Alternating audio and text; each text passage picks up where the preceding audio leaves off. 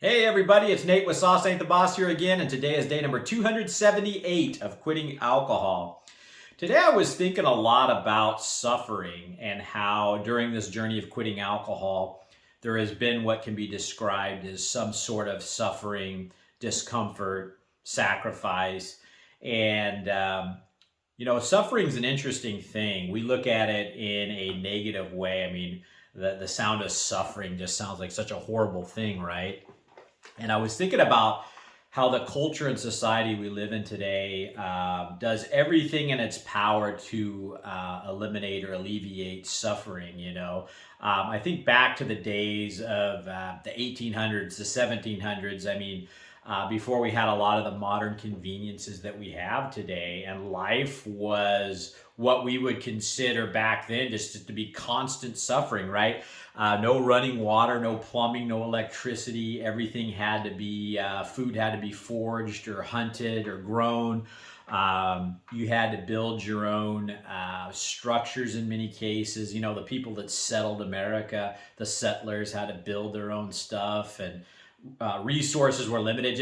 It was just constant toiling and working, and today we live in a world where we have washing machines, vacuum cleaners, dishwashers, running water, electricity, just so many things that make our lives easier. And I think that is great in a lot of ways, of course, but it has led to kind of a soft culture. A lot of people that don't know how to cope with the uncomfortable, how to cope with the discomforts and sacrifice and suffering.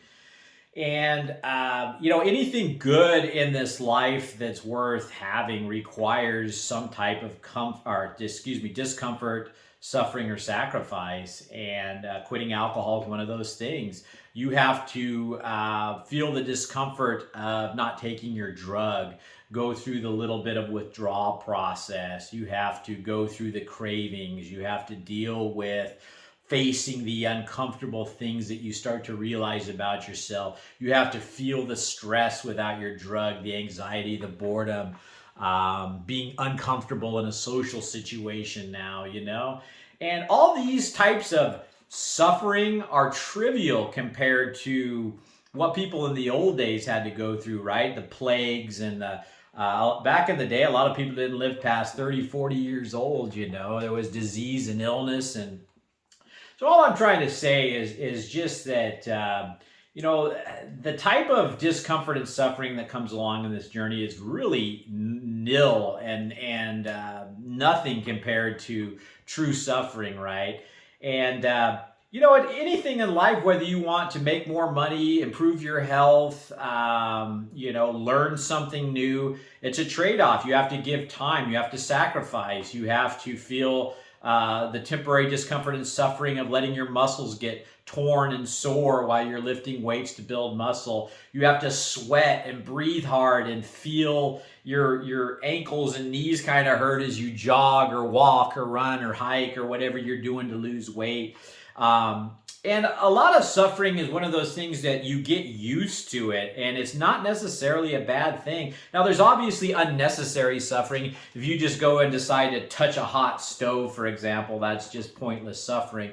I'm talking about the suffering that leads to rewards that outweigh the suffering, right? The quitting alcohol and getting yourself free from that ball and chain, to get yourself into a life that's so much better than the life that you were living, to wake up every day with energy and not feel hungover, to look at yourself in the mirror and go, holy crap, I've lost 50 pounds and I feel like I can take on the world now instead of withering in a corner in the fetal position because I can't deal with stress. I can't deal with anxiety and boredom and all these things that you're turning to a drug for, And so I encourage you guys to embrace suffering. There's nothing wrong with necessary suffering. It makes you tougher. It makes you stronger. It makes you better at whatever you're doing that's creating that suffering that's going to lead to better things. I lost 50 pounds, but it wasn't just from putting the alcohol down. That was a huge part of it. That was the first step to being able to deal with the discomfort and suffering of depriving myself rich foods, finding the motivation to work out, finding the motivation to, do all the things that have led me to where I am today, and so I just want to, have you guys look at suffering in a different way, and discomfort and sacrifice. All these words sound so scary, right? And sound like such bad things. But the reality of it is that without those things and going through those things, you're not going to get the rewards, the riches, right? You want to start a business, you want to advance in your career, you're going to have to work harder than the other guy. You're going to have to think better, learn more. You're going to have to sacrifice somewhere along the way to outperform your peers, to outperform another business, right? You're not going to get there by just willy-nilly in it, trying to live the comfort life, trying to live the easy life. You got to get your ass off that couch, so to speak, get out of the comfort zone, put your phone down, and get after it, and that's just the way that the world is designed, is those that are out getting it, that are working hard, that are outdoing the people around them, that have that much more grit and determination, and willing to put up with just a little bit more than the other guy as far as suffering. They're the ones that are going to make it. Those are the ones that are going to make it in this quitting alcohol thing. The ones that at the first sign of, and I used to be there, I'm just saying this from my own experience, the first sign of a craving in the past, I'd cave like a freaking kite, it was just one of those things that I just didn't have the strength back then. I didn't have the grit and determination that I do now.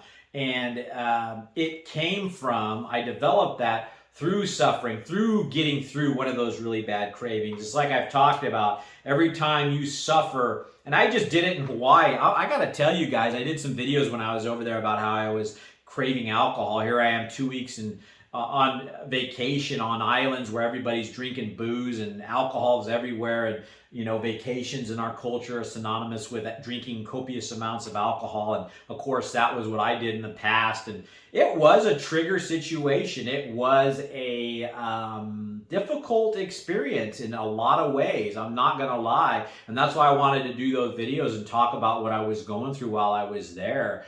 But it's like I said, that suffering and discomfort I felt during that vacation, if you want to even call it that. Here I'm in Hawaii bitching about some alcohol craze. What a little, beach I was being, right? But long story short, what I'm trying to say is that getting through that difficult time and that suffering, for lack of a better term, made me stronger. It let me know I can go 2 weeks on vacation and not drink alcohol. You just come out with that much more confidence in yourself and strength. And so the further you get into this journey, the more you suffer, then it becomes not even suffering. It becomes just, it's like I said, the people that lived in the 1800s, what they would describe as what suffering is, would probably blow your mind, stuff you couldn't even take. And if we tried to explain to them what our suffering level is, oh, this is suffering if, the power goes out, I don't have running water for a day or two, or my well's not working, or whatever the case is, electricity, light, I can't get my internet. I mean, a lot of us, I think today goes, oh, it's horrible when Wi-Fi goes down, or the cell phone signal drops, or whatever the situation. I mean, can you imagine trying to explain that to the settlers, and that's what suffering is to you? I mean, just give that one some thought today, guys. We need to kind of level up a little bit and not be such pansies, and kind of realize that the level of suffering that we consider suffering is really nothing, especially compared to the rewards that are going to come by quitting the alcohol, feeling that suffering, and becoming a stronger person. Because I can tell you, being on both sides now, that the person I am now and becoming is far better a person than who I was 278 days ago, sitting in that chair over there, miserable, fat. I was suffering then. Talk about suffering. I mean, being stuck in that alcohol trap, that's suffering. Dealing with the craving, that ain't nothing compared to look at myself in the mirror, getting up in the middle of the night, 50 pounds overweight, knowing my health is going to crap, thinking I could die at any moment. with my sleep apnea and gout and all the other BS I was going through. That was suffering. You ever had gout? Let me talk about suffering, you know. And so, you know, keep on drinking if you want to experience true suffering. This stuff I'm going through by quitting, and that a lot of us are, you know, considering suffering is nothing. So that's it for today, guys. Just some food for thought. If you guys are enjoying these videos, you know the drill. Give them a like.